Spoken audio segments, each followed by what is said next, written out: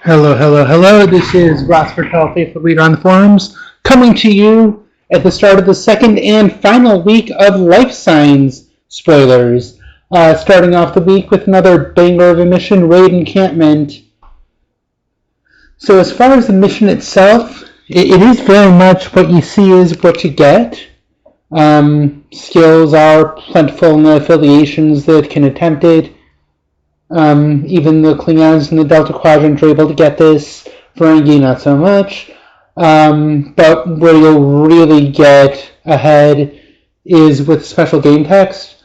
When you solve, you can download an objective. This is something that sounds a lot better than it actually is. That being said, it is pretty good. When you take into consideration that a lot of the objectives you've probably gotten into play by now. They've either seeded or they're just not available to you. Think the assimilation objectives. So even though you can download any objective, we're talking about a handful, but these affiliations do have objectives to keep them going. Even a lot of ones that play on table, that seed on the table, also play to a specific location. So this can free up a seed slot, which is very, very, very valuable. The only thing is you do need to get this mission solved early or mid-game. If this is the last mission you solve, that objective is really not going to do you some good. So if you're sitting across the table from someone who's playing this, you might want to put some good stuff under here to make sure that you delay them getting ahead in the game. It's worth 30 points. With affiliations listed, there are no mission specialists as of this point to do it.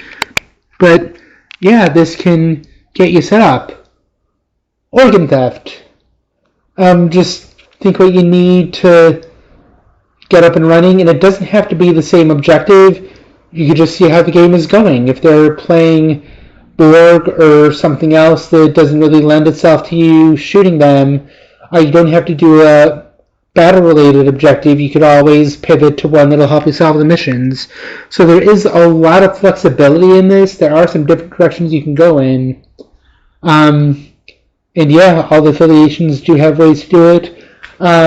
If you want to be really, really, really sneaky and tricky, you might be able to pull off some things with a dual quadrant deck.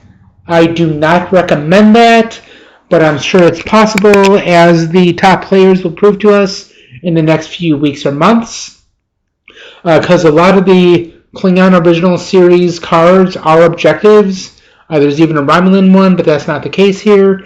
So there is an option for dual quadrants. There's even some with the rear quadrant, but again, not sure if they want to go to the Delta Quadrant, but that is an option available to you. Alright, that is all that I have today. Thank you very much for listening. We'll see you tomorrow with the card that comes out. And yeah, we have an expansion release on Friday. Remember, my last part of this series will be on Thursday. Thank you very much for listening, and I will see you later.